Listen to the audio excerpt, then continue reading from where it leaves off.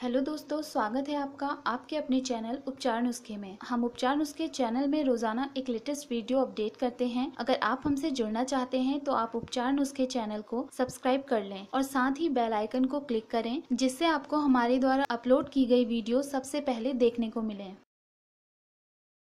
29 या 30 अगस्त 2021 जन्माष्टमी पूजा का शुभ मुहूर्त। आज जरूर करेंगे एक दान। जन्माष्टमी का त्योहार श्री कृष्ण के जन्मोत्सव के रूप में मनाया जाता है। श्री कृष्ण जन्माष्टमी को गोकुलाष्टमी के नाम से भी जानते हैं। यह हर साल भाद्रपद कृष्ण पक्ष की अष्टमी तिथि को आता है। प्राचीन कथाओं के अनुसार श्री कृष्ण जी का जन्म मथुरा नगरी में भाद्रपद कृष्ण पक्ष की अष्टमी तिथि के दिन कंस के कारागृह में देवकी के 8वीं संतान के रूप में हुआ था। इस दिन भगवान श्री कृष्ण की कृपा प्राप्त करने के लिए भक्त उपवास रखकर उनकी पूजा अर्चना करते हैं। आज हम आपको साल 2021 जन्माष्टमी पर्व की शुभ तिथि, पूजा का शुभ मुहूर्त, पूजा विधि, पारण मुहूर्त और इस दिन सुख समृद्धि प्राप्त करने के लिए किस चीज का दान करना चाहिए, इस बारे में बताएंगे। जन्माष्टमी शुभ मुहूर्त 2021। साल 2021 में कृष्ण जन्माष्टमी 30 अगस्त सोमवार को मनाई जाएगी। अष्टमी तिथि आरंभ होगी 29 अगस्त रात्रि 11:25 पर। अष्टमी तिथि समाप्त होगी 31 अगस्त प्रातःकाल 1:59 पर। रोहिणी नक्षत्र प्रारंभ होगा 30 अगस्त प्रातःकाल 6:39 पर। रोहिणी नक्षत्र समाप्त होगा 31 अगस्त प्रातःकाल 9:44 पर। निशीत काल पूजा का समय होगा 30 अगस्त रात्रि 11:59 से लेकर 12:44 तक। पारण का समय होगा 31 अगस्त सुबह 9:44। जन्माष्टमी व्रत पूजन विधि। अष्टमी तिथि के दिन प्रातः स्नान आदि से निवृत्त होकर सभी देवी देवताओं को प्रणाम कर व्रत का संकल्प लेकर व्रत प्रारंभ करें। सबसे पहले पूजा स्थल पर देवकी जी के लिए प्रसूति गृह बनाएं और वहां शुभ कलश की स्थापना करें। अब वहां पर भगवान श्री कृष्ण जी के बाल स्वरूप की प्रतिमा स्थापित कर लें। सबसे पहले प्रतिमा को दूध से, उसके बाद दही, फिर घी, शहद से स्नान कराएं और नए वस्त्र पहनाएं और बांसुरी उनके पास रख दें। अब बाल गोपाल की प्रतिमा को झूला झुलाएं। श्री कृष्ण पूजन के साथ ही देवकी, वासुदेव, बलदेव, नंद, यशोदा और लक्ष्मी जी,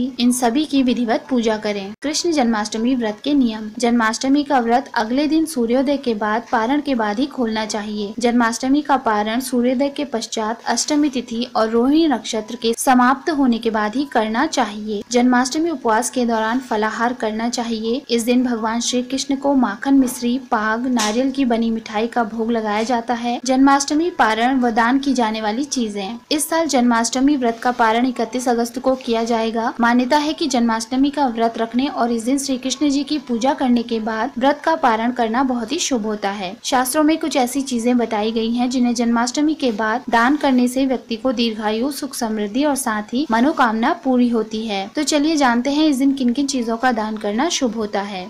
भगवान श्री कृष्ण पीताम्बर धारी हैं, इसीलिए जो व्यक्ति जन्माष्टमी के दिन व्रत के बाद किसी मंदिर में पीले रंग के कपड़े, पीले फल, पीला अनाज व पीली मिठाई का दान करता है तो उसे धन धान्य का वरदान मिलता है और पूरे वर्ष माँ लक्ष्मी की कृपा बरसती रहती है। व्रत के अगले दिन पारण कर किसी ब्राह्मण को पीले रंग के वस्त्र, फल, फूल, अन्न, रजत, स्वर्ण व मुद्रा का दान करने से सुख समृद्धि की प्राप्ति होती है। इस दिन पीले फल और पीला अनाज जरूरतमंद को दान करने से सफलता की प्राप्ति होती है। फ्रेंड्स, अगर आपको हमारे द्वारा दी गई ये सभी जानकारियाँ पसंद आई हो तो आप उपचार नुस्खे चैनल को सब्सक्राइब, लाइक और शेयर करना ना भूलें।